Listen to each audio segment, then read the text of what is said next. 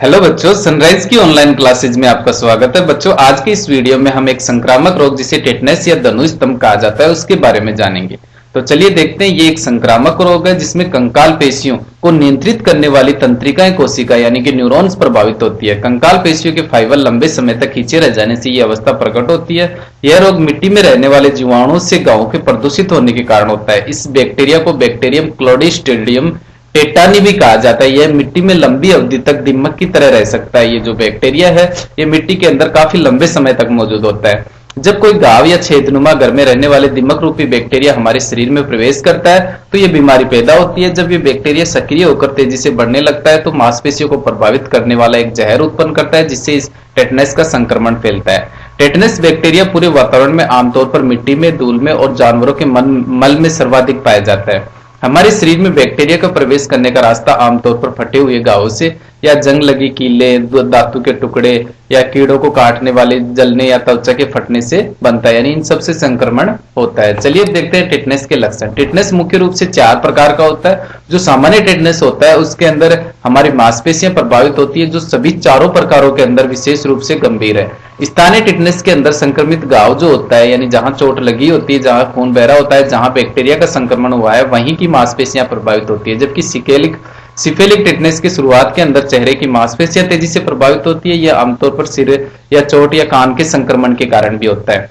Neonatal tetanus में सामान्य tetanus जैसा ही होता है लेकिन ये 1 माह से कम उम्र के शिशुओं को, जिनको नियोनेट कहा जाता है, उनको सबसे ज्यादा प्रभावित करता है। विकसित देशों में स्थिति बहुत कम होती है। चलिए अब देखते हैं टेटनस का कारण। बीमारी के लिए जिम्मेदार क्लोस्ट्रीडियम टेटानी नामक बैक्टीरिया, यानी ये बैक्टीरिया है जो मिट्टी में पाया जाता है। विशेष रूप से बैक्टीरिया 2 स्वरूपों में पाया जाता है, एक दीमक या दूसरा है गुणक कोशिका जो तेजी से बढ़ते हैं। दीमक के स्वरूप वाला बैक्टीरिया मिट्टी या धूल या जानवरों के मल में रहता है और कई वर्षों तक जीवित रह सकता है। दीमक रूपी बैक्टीरिया भीषण तापमान भी सह लेते हैं, यानी बहुत अधिक टेम्परेचर पर भी ये बैक्टीरिया जीवित रहता है। टेटनस बैक्टीरिया से घावों का संक्रमण होना आम बात है। टेटनस हालांकि तभी होता है जब बैक्टीरिया प्रजनन करते हैं और सक्रिय कोशिका बनाते हैं, यानी टेटनस का बैक्टीरिया हमारे शरीर के अंदर जाने के बाद जब तक ये प्रजनन नहीं करता तब तक हमारे शरीर में संक्रमण नहीं फैलता है। सक्रिय कोशिकाएं 2 तरह के जहर, एक तो टाइटोलाइनिन और एक टेटोस्पेसिन पैदा करती है। टेटोलाइसिमिन का काम स्पष्ट नहीं है लेकिन टेटोस्पेसिन की बीमारी के लिए जिम्मेदार होता है। यह बीमारी चोट के कारण फटी हुई त्वचा में शुरू होती है। अधिकांश मामलों में त्वचा के कटने या छीलने के कारण त्वचा में पैदा हुई दरार से बीमारी शुरू हो जाती है। टेटनस से संक्रमित हो सकने वाले अन्य घावों में शामिल है जैसे शल्य चिकित्सा के द्वारा भी हो जाता है, पिसे हुए घाव के द्वारा, छिलने के द्वारा, शिशु जन्म और दवा के प्रयोग, सुई की प्रवेश की जगह। इसके अलावा मृतकों जैसे जलना वगैरह से भी टेटनस का बैक्टीरिया फैल जाता है। इन सबसे टेटनस होता है। चलिए अब देखते हैं टेटनस के बचाव के उपाय।